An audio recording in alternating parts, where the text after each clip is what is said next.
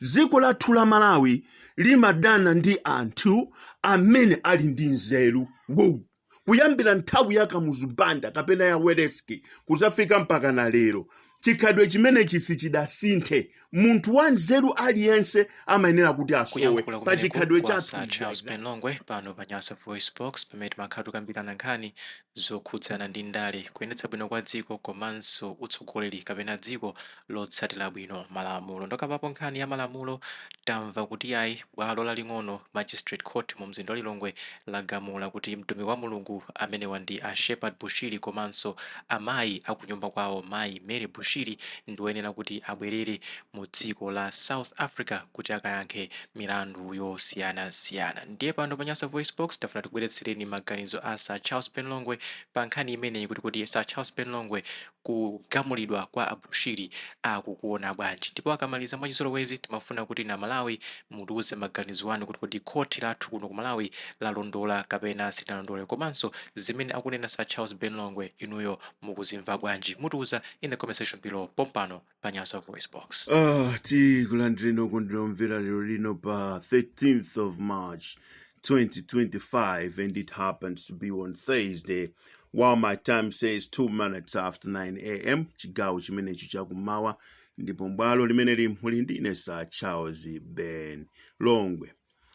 Ndikulandireni moteo chokono University of Hard Knocks mwantawi zonse kumene timagabadulana komanso kuphunzitsana zinthu zozama makamaka zokhuza dziko lathu lino, kumene timagabadula mitu kuyigabadula kuyika poto kuyikwechakwecha nkuyibwezeretsa kuti mwina mwake tizitha kuganizako bwino ndekuno University of Hard Knocks. Ndikulandireni amayi anzanga kulikonse kumene muli, ndipo nkhani ya chikondwerero kwa ine mu tsiku la lero ndionena kuti ayi ndithu lerolo ndi tsiku limene ndikukumbukira kubadwa kwa mwana wanga Lindo Kuhle amene adabadwa pa 13th of March 2007 moti lero akwanitsa zaka 18. Ayi mama, wherever you are grown up, ukhulire mtanami nde yayi dad loves you. Please consider that the dad loves you wherever you are. Wish you all the best. Wakula sobano. Take responsibilities over yourself, daughter. Wherever you are there in South Africa. God bless you. Come on, I wish you all the best for my children. My amigo. Kumeneko kudere Benny. God bless you wherever you are that side. God bless you. Come on, so this one here.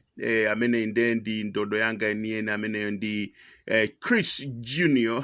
Charles Jr. and I think how did also that Chris not Charles. It's fine. God bless you, my son, wherever you are. School, you are doing well. God bless you. That blesses you. I bless my children. Yes. Magosana tsiku la lero kuli nkhani zambiri sinthu zoti tiyambire pati kwamano tatiyeni tiyambire ni this one that is trending on social media. Nkhani imene ndiyokhuza na Prophet Shepherd Bushiri who has been interdicted by our court kunena kuti amene abwererenso ku dziko la South Africa without any consideration of anything. Mwaiona imeneyo zokuti ndi Malawi nzathu and zokuti munthuyo anazunzika ku South Africa, nkhani zake zokhuza yesi zimamveka azipita ku South Africa because of political. Let me say like this, when we are doing things in this country, kapena when you are doing things in this country, we know palibe Malawi amene ali blind. Pano pali yese ndi otseguka, mwana wa sukulu whatsoever ndi otseguka, ndipo panopo zona kuti anthu ena ake alusa kuopsa mdziko muno, akwiya kuopsa mdziko muno aliyesa kudziwa kuti auje akwiya auje alusa, ndipo kulusa kwawoko akufuna pangeno zinthu mdziko muno zonena kuti akazama choka azachoke atawononga pena pali ponse, ndipo pasazakhale nkhani iliyonse yabwino yokhuza iwowo. Ndi zimene zikuchitika mdziko muno. Ndikunena zimene zizi kunena kuti munthu amene mwapanga consider kuti ndi nkaidi, mwamanga nkaidi, sadalakwire dziko lino, sadakubereni, sadakupangireni chipongwe chilichonse, wakhala mdziko muno nkhani zarepe mukuzitchulazo za ku South Africa zo kunoko sadachitepo. wakhala mdziko muno nkhani za money laundering zimene mukungozimva kuti anachita ku South Africa sadachitepo. Those are the consideration imene mapanga consider kuti kodi munthu uyuyu ma crimes ake, if we relate ndi ma crimes amene wachita ku Malawi kunoko, does it make sense somewhere or it does not make sense? Munthu wakulira kuno, wabadwira kuno, wakulira kuno, komano masinzi ngati a crime amene ali related kapena ndi ma crimes amene akuchoka ku South Africa, 0 out of 10 has done nothing mu dziko munomo. Boma lakale lija limadana naye so 100% kumampanga zinthu zipongwe kuti akapezeke ku South Africa. It was not his intention, koma because of the way mene amapangidwira handle dziko muno, mwaule mwanangochoka kuti ndikayambe utumiki wanga ku South Africa kumene mphuno salota zinthu zina zinamba kuchita. Ine Charles Benlongwe ndili pano ndifuna ndigabadule momveka bwino. Dziko lathu la Malawi limadana ndi anthu amene ali ndi nzeru. Kuyambira nthawi ya Kamuzubanda kapena ya Wedeski kuzafika mpaka na lero, chikhalidwe chimene chidasinthe. Munthu wa nzeru aliyense amayenera kuti asowe pa chikhalidwe chathu. Is like that. It's like Mulungu polenga dziko lino anangolengera mbuzi zokhazokha kuti muzikhala mbuzi m'dziko muno. Anthu osaganiza bwino panda nzeru ndi azikhala. Wina aliyense akangodzuka ndikuoneka kuti ndi wa nzeru amene asowe kolingana ndi chikhalidwe chathu ndi history kumene ife tikuchokera. Makolo athuwo, these in the Bible are called sins of our forefathers in English, kapena kuti pattern of the bloodline, zinthu zoyendera magazi. Mwayiona? In the Bible, they are called iniquities, the sins of your forefathers. Iniquities, machimo amene adakhalira olotalapa, machimo amene amakhalira kugwira benchito nde ndizimene zikuchitika. Those iniquities, sins of our forefathers, pattern of the bloodlines, ndizimene zikugwira ntchito that has dominated a lot in this country. Kunena kuti zimenezo zinausa nsanje zimenezo ndizimene timayendera. Olo tikalowa, tikamati tufuna tikalowe mboma, nkhanthawi zambi imakhala nsanje, imakhala jealous, kupanga zinthu nsanje, kumuona munthu akuchita bwino nsanje. Munthu amene akuchita bwino without corruption, kapena any act of corruption, timapangira nsanje, zikwathekera bwanji amenachi, nde ndikuyamba kumakoka. Mwayiona imeneyo, nde dziko lathuli pamene lili. If I were me, kapena I was me, kapena ndineyo, ndikufuna kuunika bwinobwino za Shepherd Bushiri. Number 1, I will consider, kodi munthu amene ma crimes amene wachita dziko munomo ndi otani? Wakulira mukuno, wabadwira kuno, wakulira kuno, ku South Africa nangopita kuwangokhala kuti zakatowerengeka, ndikumabweranso kunoko, ndikukhalanso konkunoko. Kodi ma crimes amene munthu uyu wakhala kuchita dziko muno ndi makwereza amene akuchokera ku South Africa zikugwiriza? Now you consider. When you consider, ndi pamene swano matha kuona kuna utoke tipereke chigamulo chakuti. Secondary, mbali yache ya munthu uyo kakhalidwe kamene wakhala ku South Africa ko, tamene wakhala ku South Africa kunali zotani fa munthu olakwiridwa ku South Africa ndi Shepherd Bushiri. And I was there. Kwashe ku South Africa, I was there, I stayed there. Mwayiona ameneyo? Kwa Shepherd Bushiri has met of a lot of challenges ku South Africa. Ask a lot of Malawians. And the decision yoti kumutenga kunoko Shepherd Bushiri azibwerera ku South Africa, amalawi ambiri sakondwa nazo zimenezo. Ngakhale ma South Africans ena zimenezo sakondwa nazo anda. Nufuna ndikuuzeni, if you want to gain mileage, yona kuta tufuna tipange gain mileage, de kani pompo ndikuuzeni abumani. Mukhale pompo, amakoti mukhale pompo ndikuuzeni. I don't know kuti mufuna kusangalasa ndani, mufuna kuti wina akondwe ndani, komando khala ni pompo. Ine ndi Charles Benlongwe ndikugabaduleni pang'ono. Mwayiona? The person you consider a criminal, amene mukuntenga ngati kuti ndi criminal, azikankha milandu dziko lina, kuziko kumene akupitako ndi kumene amafuna kumupha pa filling station. Shepherd Bushiri sadathawe mulandu kuchoka ku South Africa, sibweziso kunoko aliso pa mulandu. Mwina akanapita ukakhala ku America, bwinobwinonso kumakakhala ulo kwina kwake kupanga utumiki wake umene kumakakhala koma he's been here ndikumachita cooperate pa milandu yomwe ya ku South Africa kumakapezeka ku koti yomwe ya ku South Africa kumakapezeka ali pamenepo mpaka na tsiku lake ladzoleka ladzanali limene mwamuwuza kuna kuti sono azipita ku South Africa munsekere mu ndende komano ndifuna ndikuwuzeni kuti munthu mwamusekera ku ndendeyo ndi amene zikativuta mdziko muno kuli njala amatusa ndrama mthumba mwake ndikumakagula zimanga ndikumakagawira anthu osauka kodi anthu osauka aja amene amapasidwa chimanga kumapasidwa ndalama kuchokera kwa Shepherd Bushiri amene mukuyembekezaso kuti akakuvotereni muwauza zotani za Shepherd Bushiri kuti lero lino mwamusekera mchitokosi munthu uja amene wakhala kuthandiza mphawi mdziko muno. Nthawi ya Cyclone Fred kumwera pamene boma IMDF analibe ulo helicopter mdziko muno kumachita kuchitisa manyazi kumakapempha helicopter kuchoka ku Tanzania kupapempha helicopter kuchoka kuchani ku Zambia kumapempha ndege kuchoka ku America yozasakasaka anthu amene apita ndi mazakwirika ndi matope kumasakasaka mitembo. Bushiri anapanga haya helicopter yache mdziko muno ndrama za mthumba mwache ndikumakathandizira kumene kucho. Kodi anthu amene ajawo lero pamene mwamusekera Shepherd Bushiri mukuwapasa uthenga wanji onena kuti akumveseseni kuti iniyo ndinu anthu anzeru mumaganiza bwino nzeru zanu ndizakuya kwambiri ndipo inuyo muli perfect mulibe vuto lina lilonse mwauza zotani. Ine ndi Charles Ben Longwe. Alright, tibwerere pang'ono. Ku South Africa kumene mukuntumiza Shepherd Bushiri pama milandu ma county kandi atatu mukuti money laundering, fraud komanso rape. Tatenti piteni ku rape ko. Ife takhala ku South Africa kunko. Azimayi ena amene anapangidwa haya kunena kuti azikanena kuti Shepherd Bushiri adawagwirira anabweranso poyera kuzanena kuti zinali zabodza ife adatipanga haya kuti timunamizire Shepherd Bushiri kuti adatipanga rape. Kodi nkhani imene munayimva? Shepherd Bushiri mbali yake ukhanga tisimamveka chifukwa chonena kuti anthu ambiri kuphatikiza aboma mumafuna kuti muzimudyera nde mukamudyerajera ikafika nthawi yokuti mumbwezere zake zija nde mayamba matukutuku awa.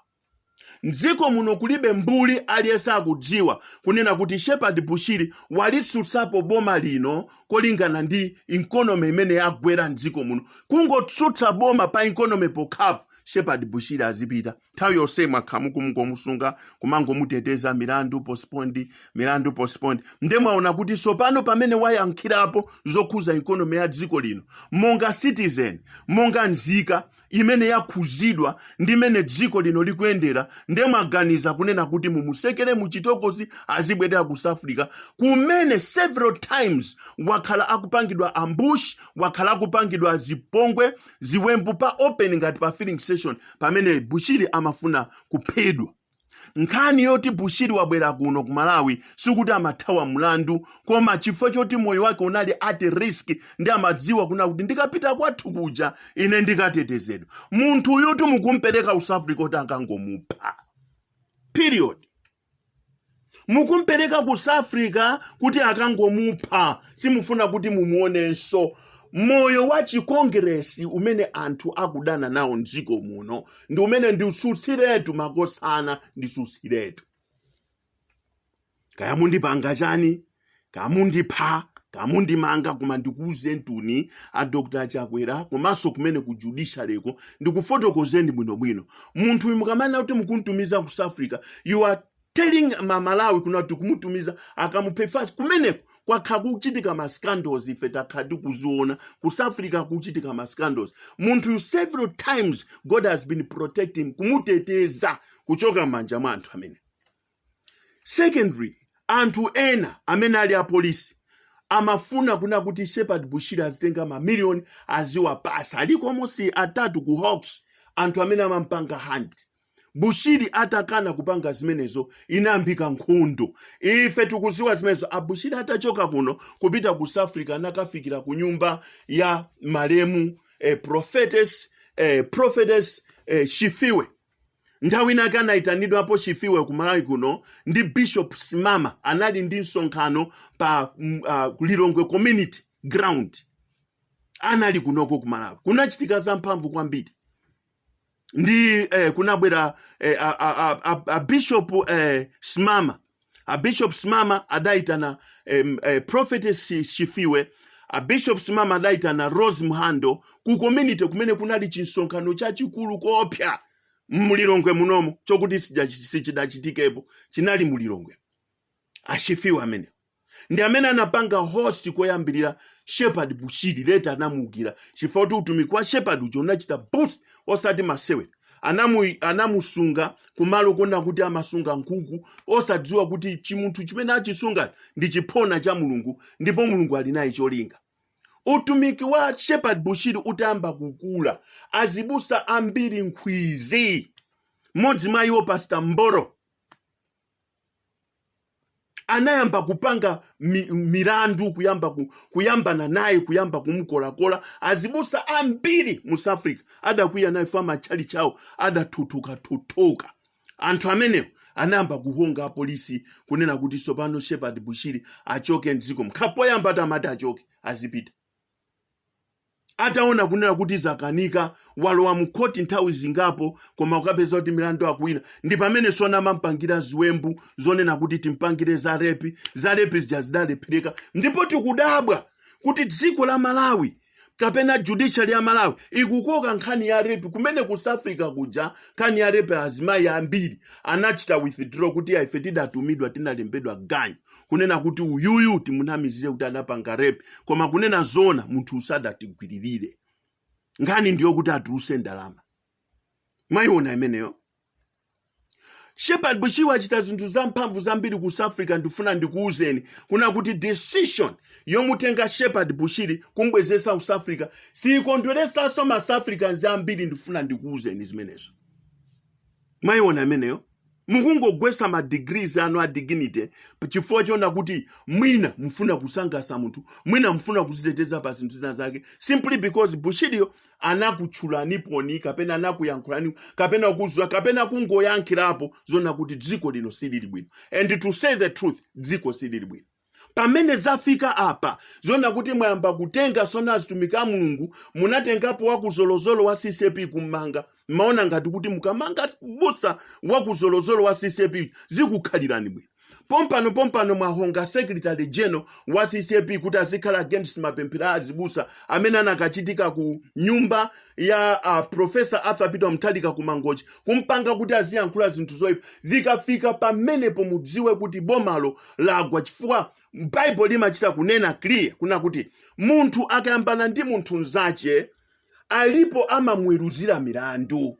Koma nanga ngati munthu ayambana ndi Mulungu azamweruzira milandu yake ndi ndani? Nde inu mukuoneka kuti chinthu chimene mwapalamula pa dziko lapansi pano ndi chachikulu chokhuza inu ndi Mulungu. Nde okuweruzirani nkhani palibe, ndifake mwamba kumakoka anthu azibusa machali chindu kumama. Nde mumangatu azibusa onsedu. Msusa uja mummangaso. Reverend Muntali mummangaso. Azibusa chenjerani dzukani, mukhale alert chifukwa chona kuti amene ali umumu uyu koma nkhani yabwino yokuti ndingayankhule pano. The Bible says greater is he who is in us than those in the world. Musaganize kuti ndi wamphamvu kwambiri kuposa amene ali mwa ife. Amene ali mwa ife ndi wamphamvu kuposa amene ali kudziko, amene akukutumani kuti muzipanga zimenezi. Dziko la Malawi silingasekere prophet muchitokosi. Ndikana kuti amene azipita akaone mbwaza kumene akupitako. Nkhani zake kuti muzione zosa. Wakhala munomo Shepherd Bushiri munayionako manelo ndalinyo akuichita. Wakhala kunoko Shepherd Bushiri wabadula kuno munaonako fraud yo akuichita. Muzidziwa kunena kuti dziko la South Africa anthu ambiri azibusa ambiri naye nkhwizi. Choyamba mati achokeko nde munthu wachokako, so what's the matter? Mama kuti boma la South Africa la Malawi limuteteze munthu ameneyi to the maximum level. Lerolo mwamba kuti gulitsa. Uku ndi ugulisatu. Wina wajapo apa. Ndifuna ndiyankhule pano chilungamo. Ndene ndipempha Malawi ochuluka ndziko muno chifukwa tilibe amene akhoza kutiteteza mdziko muno, kulibe amene akhoza kutiyimirira mdziko muno. Nde apa chimene tipange tiyendera ku Genesis, kumene Mulungu sadanene kuti maloya tetezani anthu, kapena majaji tetezani anthu, kapena polisi tetezani anthu, kapena ndani tetezani anthu, kapena mafumu tetezani anthu, kapena president tetezani anthu. Tiyendera kuna kuti we must be brothers keeper. Aliyense pamene wakhala aonesese kuti mbali wake ali safe. Tisakhale ngati maactivists omagulitsana. Aliyense akhale ali alert kuteteza mbali wache. Ifeyo tufuna tinene kuti sitilola kuti Bushiri achoke mdziko munomu. Sitilola iyayi. Chifukwa zilipo zimene anathawa dziko limene licha. Zipo zimene zimachitika mdziko mene. Mdziko mene mwachitika zinthu. As I'm speaking right now, Amalawi akungotutidwa ngati nkhumba, kumangotutidwa mwankhanza. Tapangidwa xenophobic attack. Amalawi akumana ndi zinthu, kuthawa, being relocated, nyumba zawo kuotchedwa ku South Africa komweko. Don't you know kuti ku South Africa kuja anthu aja ndokwiya chifukwa cha boma la Malawi Congress Party mmene lidachitira handle zinthu kalekalero. Simuziwa zimenezi. Kodi likanakhala kuti dzikolo langokhala vuto ndi Bushiri, nanga Malawi akuzunzika ku South Africa kuja kumachita kumakatenga manyumba, kumakatenga maflat, ndi kumaloda magalimoto kangowaunjika ndi ana ndi azimayi. Koma inuyo mulibe mtima onena kuti pambali pa mavuto amene Amalawi akukumana ku South Africa, mukutenganso anthu ena kuno muziya tumizanso ku South Africa pa zifukwa zozizira zosadziwika bwino. Ndifuna ndikufunseni inuyo amene mati ndinuyo ma authorities, ma superiors, mavuto amene Amalawi akukumana nawo ku South Africa, kumaasesa ngati tomato ola, kumaasesa kumangowanyamula ndi ana kungowatu tomato siya gamutu kukaponya kwina kwake azipita kwawo. Mavuto amene sakukwanirani. Ndiye mufuna muzitutanso Amalawi ena kuno azipitanso konkoso. Koma pena pake Mulungu akakulandani nzeru. Guys, consider this. Ine ndi Charles Ben Longwe. Ndipemphe amabungwe, ndipemphe Amalawi wampolo panda mabungwe. Let us stand up, let us rise up and become brothers keeper in this country. Tikapanda kutero dziko lino, ndifuna ndikuuzeni ndekuti basi liwawanyika litheratu. Chifukwa anthu awa safuna kutsutsika pa zimene akuchita. They think they are doing right, or else they are protecting themselves over stuff zimene akuzotai. Pompano ndikumva kuti afuna atupere because was interviewed ndipo ananena kuti mdziko muno muli zimpwirikiti. Kungoti mdziko muno muli zimpwirikiti, system yathu yalo zimpwirikiti, zochitika zawo zimpwirikiti, ku agriculture kuli zimpwirikiti, kaya ndichani system chichonse chalo zimpwirikiti, akuti afuna kummanga. Mwayiona imeneyo. Age limit bill ijaita lephereka imene ya crash zavuta, akuti amange Professor Arthur Peter Mutharika. Dziko lilipo, anthu ali ndi nzeru awa, democracy ilipo, zimene zikukumbuseni ma audios anga amene ndakhala ndikuyankhula mbuyomu. Ndipo ine ndikudziwanso kuti ndili mundandanda momwemo, chifukwa cha ndikuyankhulisa kwambiri. Koma ndifuna ndikuuzeni chilungamo chimenera kuti chiyende chili kati kwipi. Unejo wachiyawo kumangwe tukumangoncho kuna miyasi njomba unejo. Ingawa yakulambusha ile yakuona. Anthu awa akuya kopya. Ndipo akuya usati masewera. Chifukwa samadziwa kunena kuti mmene amatinamizira daily, kutinamiza daily. Amaona ngati utizakhala mabodzamo, kapena mabodza amene akutikwanira. Samadziwa kunena kuti anthu ife tikuona ndipo tikuzindikira zimene zikuchitika. Panopo Malawi lese tiwadzuka. Smartmatic itusigwira ntchito mdziko muno. Mayiona, ono mutaonjeza tipex. Omutanga gula madzi kumatenga zima documents za mathira madzi. Ndifuna ndikuuzeni sizigwira. Sizigwira. Ndipo mukanakhala nzeru, Malawi muno tilimu anthu tikuthamangira mwina over 25 million. Tikamati 20 million jabodza limeje. Over 25 million. Pa 25 million mugwirepo anthu 10 mwamange anzeru. Amene mukuona kuti awa ndi anzeru akutisusa, nde mutengepo 10 ka 5 mwamange. Nde kusale anthu 24 million. Anthu 24 million yu atakhala kuti mphamvu alibe, satola miyala, sangatole mwala kuti anthu 24 million osatole myala kuti guys apapa nde ndatopa apapa nde tatopa Malawi tatopa nthawi inake ndili kuchimwalira uku nde kunali gule wankulu wina amapanga mavuta kwambiri kumathamangisa anthu nde kunali wina wake wozerezeka choncho nde amamuthamangisa kumazungulira skulu ya chimwalira icha ngati maidziwa ya primary time tili ku primary kumazungulira mpachi wazungulira munthu wazungulira nde anali wachibwibwi othamangisidwa ndi gule wankuluyo nde chinangoyima nonso pano kuti chinangoyamba kuyankhula kuti nditola mwala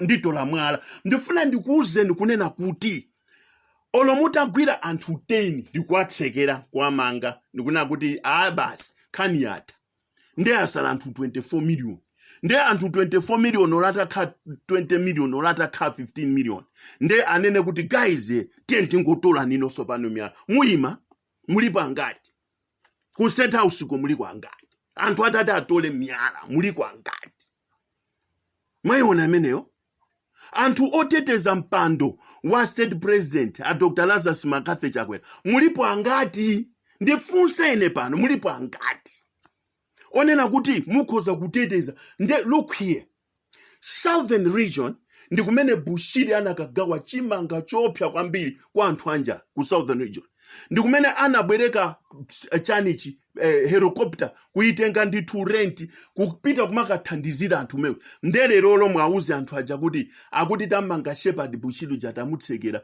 azipita ku South Africa anthu amene ajawo mufuna kuyankheni kuti chani inuyo anthu anzeruni mufuna kuyankheni kuti chani anthu aku southern region aja kuyankheni kuti chani aja Bushiri anakasamala kuthandiza inu mulibe ndege mulibe helicopter mpaka na panopo mulibe mwayiona mulibe helicopter ku polisi kulibe helicopter kuli chijamango chiyenesi chimango chita kunyamula kuchika pa ntondo chicha ku barracks kulibe helicopter Bushiri anakatenga helicopter kuticho samanyazi mdziko muno kuna kuti muli munthu wina nde mwauza anthu aku southern region kuna kuti Bushiri tammanga mupita lelekeze pempo mnali ndine Sir Charles Benrongwe tikumaneso jamma 11-12 muno pemene tufuna tigabadweso nkhani zina komano let me challenge kunata Malawi let us become brothers keepers in this country koma mudziwe kuna kuti nkhani imene imakhala ndi anthu ache amene amayichita drive komano we are ready. Thank you, God bless you and have a wonderful day. Tikumaneso jamma 12 mu Charles Benrongwe is here. Thank you very much. Thank you.